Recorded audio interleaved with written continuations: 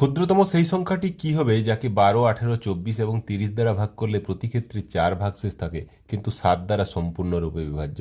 দেখো, প্রতি ক্ষেত্রে 4 ভাগশেষ থাকছে, মানে এই যে অপশানগুলো দেওয়া আছে, আমি যদি অপশান টেস্ট করি এর থেকে 4 বিয়োগ করে দিলে নিশ্চয়ই ইউনিট ডিজিট 0 হয়ে যাবে। মানে এখানে যেহেতু 30 আছে, 30 10-এর গুণিতক, মানে 4 বিয়োগ করলে ইউনিট ডিজিটটা 0 হয়ে যাবে। দেখো এই তিনটেতে 4 বিয়োগ করলে ইউনিট ডিজিট 0 হয়ে যাচ্ছে। কিন্তু 4 বিয়োগ করার পরে 12, 18, 24 এইসব দিয়ে কি ভাগ যাচ্ছে?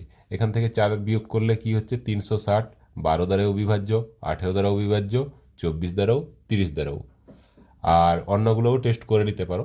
380 এটা কিন্তু তোমার কত দ্বারা বিভাজ্য হচ্ছে না। 380 সিম্পলি 24 দ্বারা হবে না, 18 দ্বারা হবে না, কারণ এটা 3-এর গুণিতক নয়। আর 630 হয়ে গেলে 4 বিয়োগ করার পরে 630 পাচ্ছি, সেটা কিন্তু 630টা তোমার 12 দ্বারা বিভাজ্য হবে না, 24 দ্বারা বিভাজ্য হবে না। 12 দ্বারা হয়তো হয়ে যাবে, না 12 দ্বারাও হচ্ছে না, তাহলে একমাত্র অপশান বি হয়ে যাবে অ্যান্সার।